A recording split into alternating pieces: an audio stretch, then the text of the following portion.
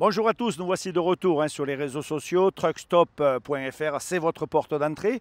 Et aujourd'hui, on est sur le terrain. Vous savez, c'est réellement dans l'ADN de Truckstop d'être sur le terrain pour une discipline un peu méconnue, mais qui ne manque pas d'intérêt, le camion cross. Alors, cousin éloigné du camion sur piste, on est dans un univers terre aujourd'hui à Saint-Junien. Saint-Junien à côté de Limoges, c'est la finale de la Coupe de France 2025. On va aller voir les teams, on va essayer d'échanger, de parler avec eux, de vous montrer un peu toutes les coulisses. Également, un salon professionnel et puis évidemment ingrédient de chaque réussite d'événement, les camions décorés, et là aussi on ira faire un tour. Allez, sans plus attendre, petit tour de paddock, on va à la rencontre de tout cet univers qui manque pas de piquant.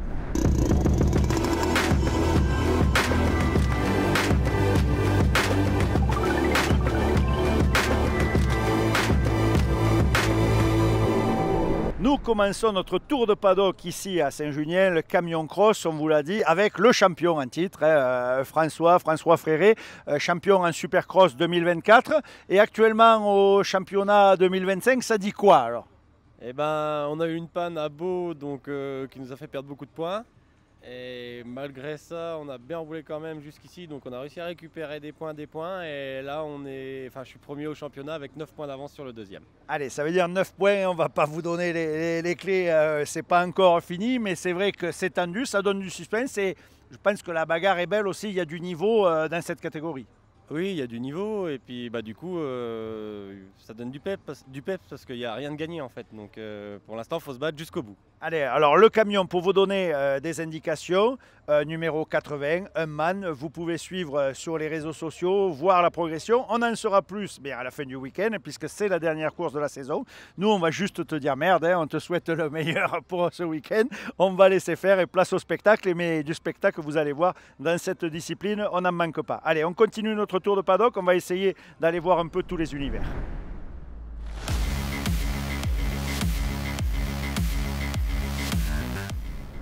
Les coulisses de Saint-Junien, le camion cross un peu découverte. Alors si certains sont habitués au camion sur piste, eh bien le camion cross c'est un poil différent. Alors c'est vrai qu'il y a des lignes similaires, on a des camions qui se ressemblent, notamment chez les gros. Par exemple l'Iveco qui est derrière moi, c'est un ancien de la piste qui est passé au cross, donc on voit que c'est possible. Mais en camion cross, la première particularité, c'est qu'il y a les gros et les petits. Chez les légers, on voit qu'on est sur base de 3,5 tonnes, c'est-à-dire des vulles. On peut y trouver des Iveco Daily, des Sprinters ou tout autre véhicule petit gabarit. Et ça, c'est une particularité bien propre au camion cross. Mais pour mieux comprendre, on va aller voir de plus près.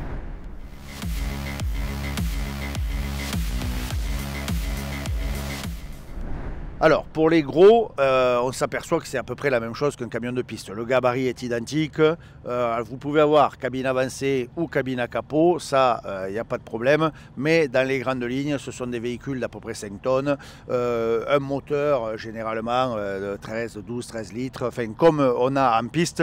Et une configuration assez similaire. Preuve en est, c'est que cet Iveco, c'est un ancien de la piste qui est passé au cross. Donc, on a l'habitude du gabarit. Ce qui change, c'est sur les petits. Les légers, là, c'est sur une base de 3,5 tonnes et on voit les châssis, eh bien, c'est des petits véhicules abordables en budget et ça fait souvent une bonne porte d'entrée pour démarrer dans la discipline. Ça, c'est quelque chose qu'on pourra d'ailleurs sûrement creuser sur la piste, mais en camion cross, eh bien, c'est assez répandu et pour vous donner quelques chiffres, ici à Saint-Junien, on a plus de 50 camions inscrits sur cette manche. Donc, vous voyez, ça fonctionne.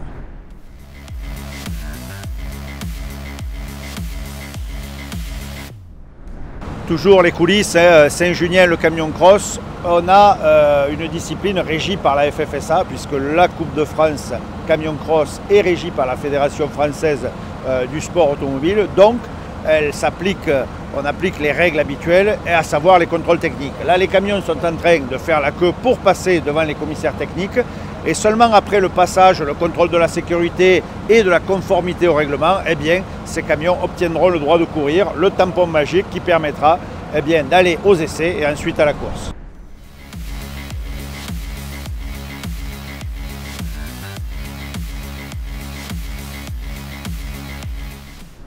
Et petit tour d'horizon toujours au cœur des teams. Et là, on est Pyrénées Truck Compétition. Donc un des teams majeurs de cette Coupe de France de camion cross, assez bien représenté, et petit plan détaillé sur la catégorie léger. Vous savez, ces fameux camions 3 tonnes 5, parce que c'est une interrogation pour certains. Nico, la particularité, c'est que c'est assez simple à construire. Il y a pas, c'est basé sur un camion de série. C'est pas une préparation qui coûte des millions. Non, du tout. Un camion fini, ça revient à entre 7 et 10 000 euros suivant ce qu'on met en préparation moteur. Voilà, il faut expliquer aux gens, on prend un camion d'occasion qu'on vient préparer pour la compétition sur terre. Voilà, tout à fait. Bon, il y a des marques qui on va toucher beaucoup moins cher, genre Renault Iveco, parce qu'il n'y en a plus sur le marché.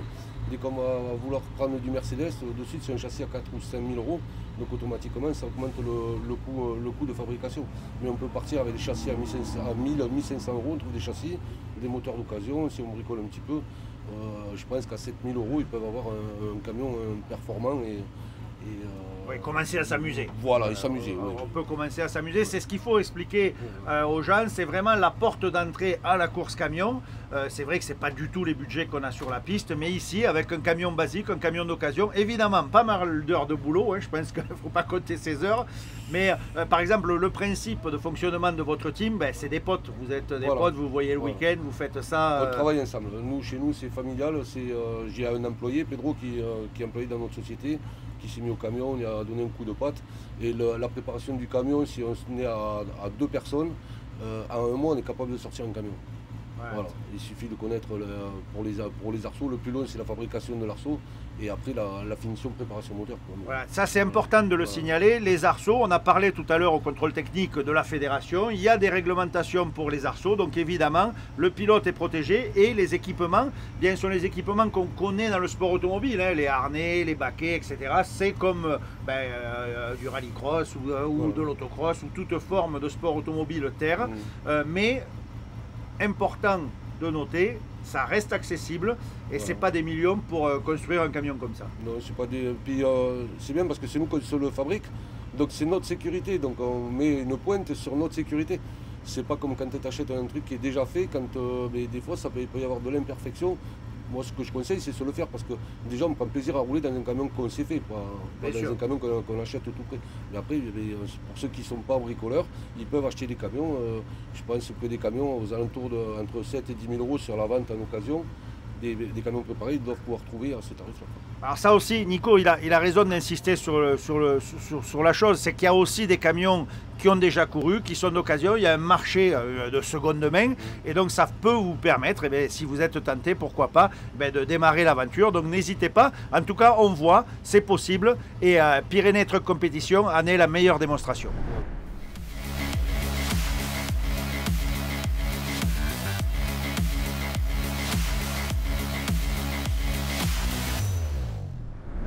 On continue notre tour de paddock ici à Saint-Junien. Évidemment, toute manifestation de camions se doit d'avoir les camions anciens, les camions décorés, les camions custom. Et ça, c'est réellement dans l'ADN du camion cross. Et derrière, des pépites. Alors le Mercedes LP 333, on l'a déjà croisé sur les courses de camions. On l'a déjà croisé au Mans, à Manicourt dernièrement.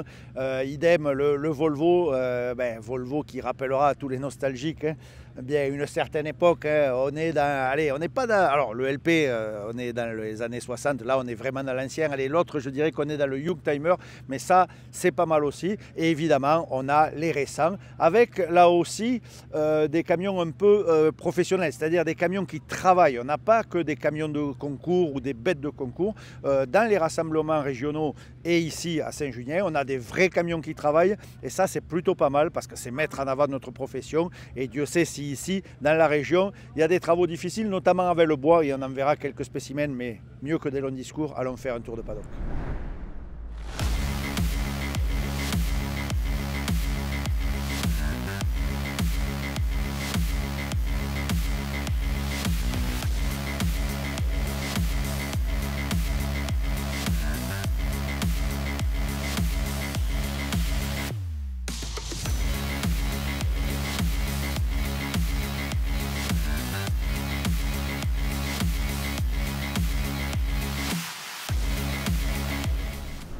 Allez, toujours dans notre tour du paddock à Saint-Junien, je suis avec Christophe Le Boucher. Et Le Boucher, quand on parle camion cross, évidemment, on passe à Daniel qui nous regarde là-haut. Il y a aussi Cyprien, le petit-fils qui est là. Donc, il y a plusieurs générations Le Boucher dans le camion cross.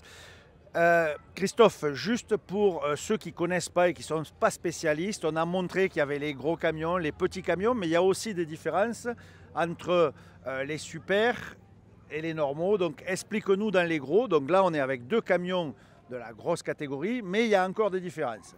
Oui, tout à fait. En fait, les différences principales qu'il y a entre la catégorie cross et la catégorie supercross, c'est qu'en supercross, on peut déplacer le moteur. C'est-à-dire qu'on peut le mettre sur l'arrière du châssis, de façon à rétablir un peu plus les poids et donc du coup avoir une meilleure adhance. Après, il y a à l'image de ce qu'on a en piste. Exactement, si c'est exactement ça. Les super supercross se rapprochent beaucoup plus des camions de piste. Voilà. Mis à part pour leur refroidissement, on peut pas mal de choses au niveau du freinage. Mais sinon, c'est vraiment des camions qui sont beaucoup plus ressemblants par rapport à la piste. Le camion cross, par contre, lui, il est beaucoup plus standard. Le moteur reste à sa place, il doit rester à sa place, donc la répartition des masses n'est pas du tout la même. Et du coup, au niveau de l'adhérence, c'est pas du tout pareil non plus, quoi. C'est peut-être la première porte d'entrée. C'est plus facile d'arriver avec un cross. On a un camion un peu plus standard, c'est peut-être un peu moins poussé, un peu moins développé que le supercross.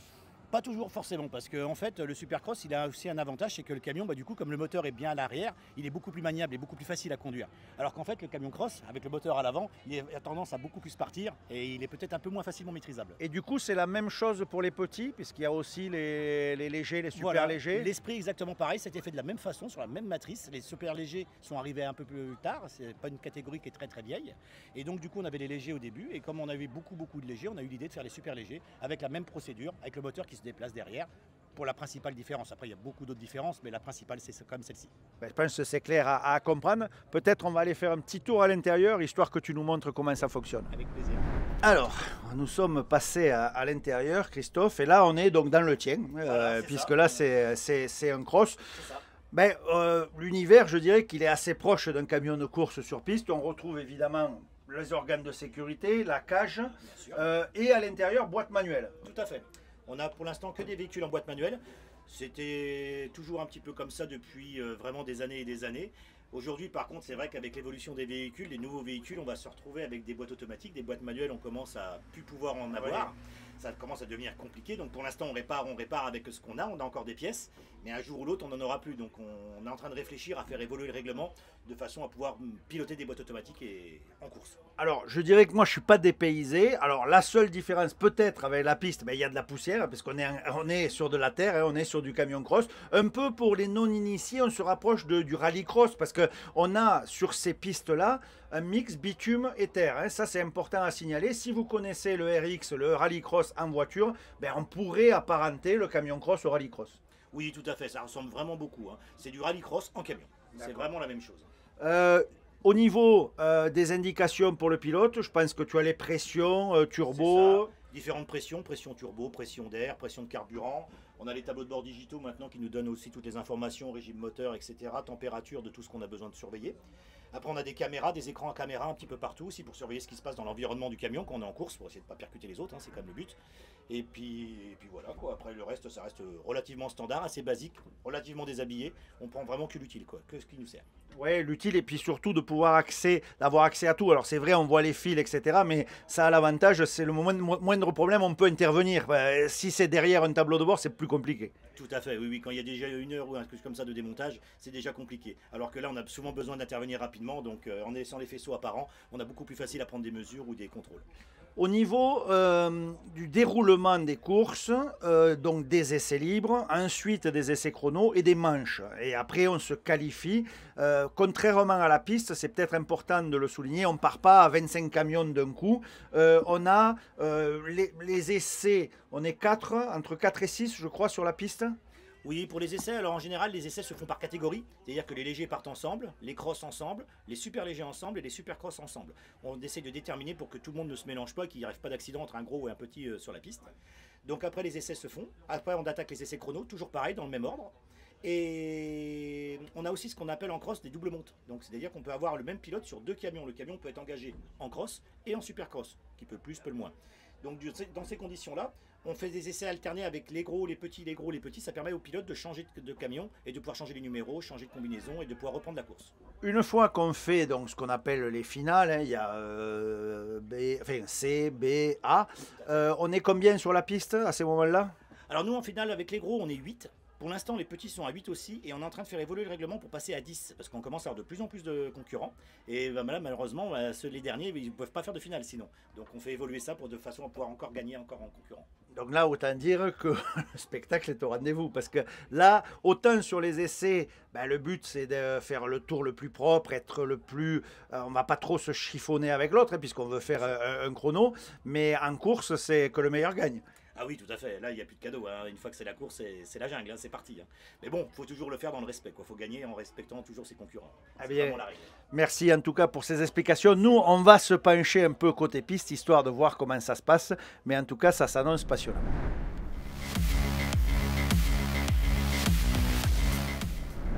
Allez, toujours au cœur de l'action ici à Saint-Junien, les essais. Alors, les essais, on voit les camions sont positionnés en groupe et vont partir sur la piste. On vous parlait tout à l'heure similitude au rallycross. Eh bien, c'est exactement ça. Vous voyez, il y a du bitume, de la terre, évidemment beaucoup de glisse, beaucoup de spectacles, mais place aux images.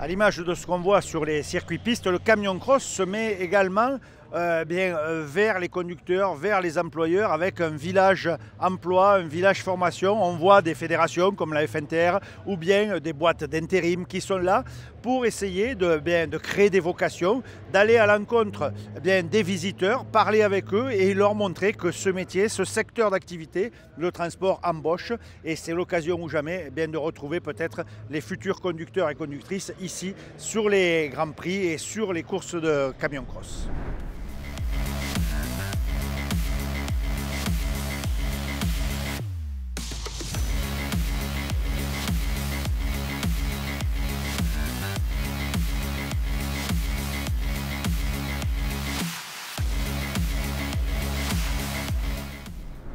Rassemblement comme ça de camions customisés sur les courses de camion cross en région, c'est aussi l'occasion de se retrouver entre collègues d'une même entreprise ou en tout cas des gens qui travaillent ensemble, qui ont l'habitude d'être ensemble sur la route le week-end et de venir entre amis ici au sein du paddock du camion cross pour faire la fête et se retrouver et passer un bon moment tous ensemble.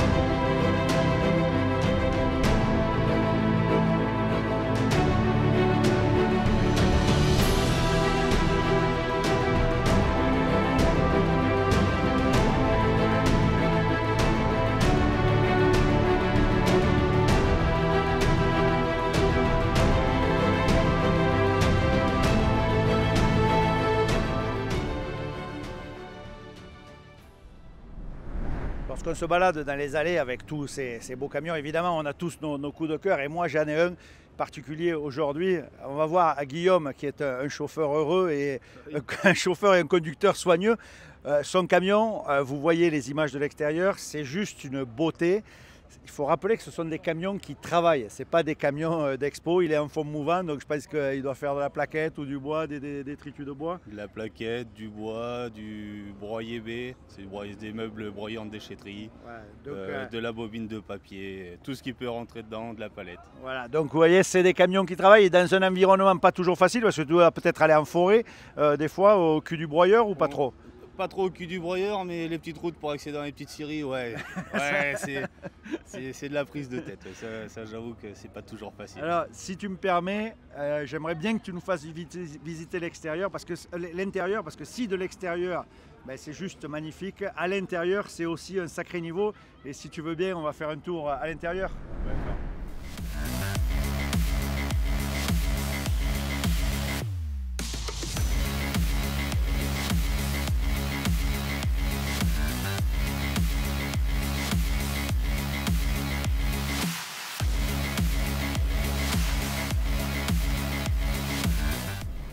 Alors Guillaume, merci de nous accueillir à l'intérieur de ton camion. Et en off, tu me disais, donc tu es le second conducteur de ce camion. Au départ, il y avait un premier utilisateur qui avait fait un peu du travail à l'intérieur. Non, qui a fait beaucoup de travail à l'intérieur, qui a peint tout le tableau de bord, lui il a tout démonté, il a peint le tableau de bord, il a fait tout le fond, tout le capitonnage. Et après moi je l'ai récupéré, j'ai remis 2-3 petites touches plus à moi, plus sombres, et pour que ça soit aussi un peu à moi. À ton image. Et alors, ce qui est important quand même de préciser, c'est un camion qui a plus de 600 000 km. Alors quand je vous disais que c'est des engins qui travaillent, c'est pas une blague. Et coup de chapeau, hein, si je peux dire, c'est pas fait chez un préparateur, chez un sellier. C'est les conducteurs eux-mêmes qui ont fait leur camion, et ça c'est quand même pas commun. Ah oui, là c'est du fait maison, ça a été fait dans son garage et ça a été fait devant ma grange pour le reste. Donc voilà, et beaucoup aussi au dépôt chez nous, sur de la peinture, sur du câblage électrique et tout ça. Toi, tu es assez jeune quand même, d'où ça te vient cette passion du camion, cet attrait pour le camion? Parce que bon, tu as quoi, la trentaine? J'ai 32 ans, ça fait 13 ans que je roule et mon père était chauffeur. Tu as fait école, conducteur routier, tu as suivi le process et comme tu dis, c'est de famille. C'est de famille, on aime le beau matériel chez nous, on aime le moteur, on aime ce qui brille, on aime peindre, on aime refaire, on aime tout ça et on aime rouler. Mais ça se voit. Et alors, tu es quand même pas mal tombé, parce que je crois que si, de manière générale, dans l'entreprise dans laquelle tu travailles, il y a quand même du beau matériel. Ah ça oui, non mais ça nous on n'a pas à se plaindre chez nous, faut pas. Là faut rien dire, faut strictement rien dire sur le matériel. C'est toujours évolué, c'est changé, c'est réparé, si on demande, c'est refait, voilà. On a des gens à notre écoute, donc voilà. Après on leur redonne aussi, on y passe notre vie, ils nous redonnent dans l'autre sens. Moi je dis c'est du gagnant-gagnant. C'est exactement ça, et c'est super bien résumé. Je pense que Guillaume a réellement l'ADN, vraiment l'ADN Truck Stop, celui-là. Je vous promets, il est exactement comme nous. Précision, donc lieu géographique de l'entreprise, ben, Saint-Junien. Vous avez, et Tagnac, voilà, c'est juste.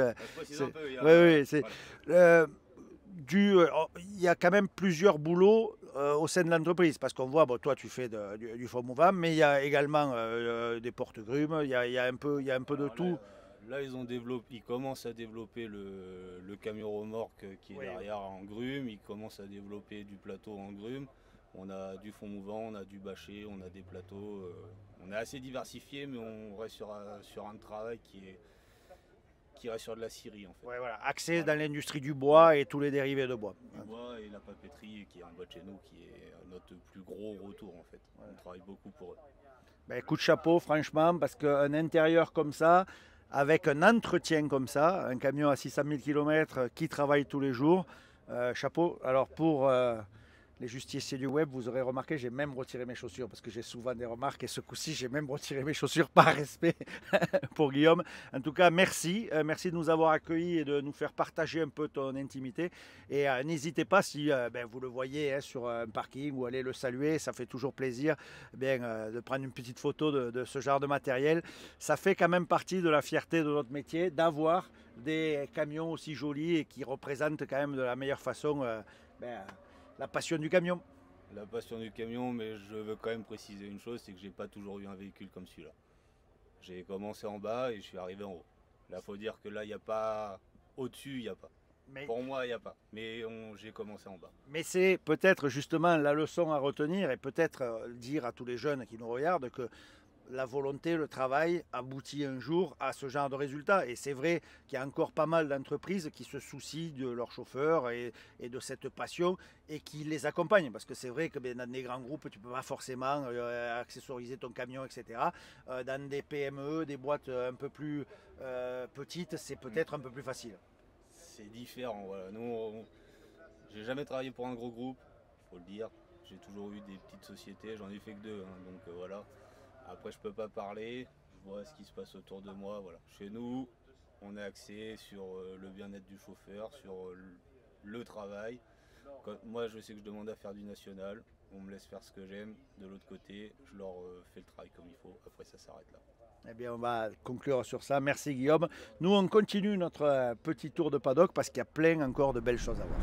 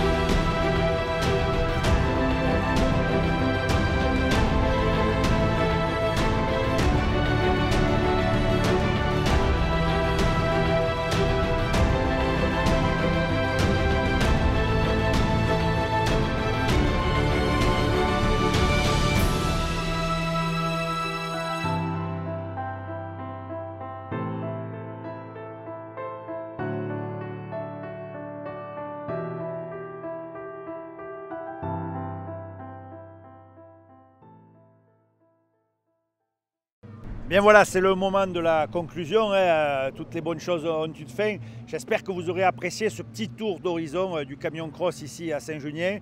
On a vraiment vu tous les univers. On a vu que il y avait la piste, la bagarre sur la piste avec les différentes catégories, les camions décorés, les camions d'entreprise qui sont là, l'expo professionnelle, puisque vous pouvez y retrouver les concessionnaires, Faury ou d'autres, les distributeurs, AD Poids Lourds, Ford, enfin, des exposants qui viennent montrer le matériel neuf, et on ne pouvait pas terminer sans un clin d'œil américain. Et là, je trouve que derrière moi, il y a justement l'apogée de ce qui se fait de mieux, puisqu'on a le vieux Willem qui représente l'histoire des camions avec les mythiques camions américains, un Peterbilt 379, c'est un clin d'œil aux États-Unis. Franchement, si vous êtes passionné de camions, n'hésitez pas, vous y trouverez votre compte. Et si vous ne connaissez pas, venez par curiosité, le camion cross, ça vaut le détour. Voilà, je vous dis à bientôt, soyez prudents, bonne route, et on se retrouve très vite sur les réseaux sociaux, truckstop.fr, vous aurez le point d'entrée, et nous, on se retrouve très vite. Ciao, ciao.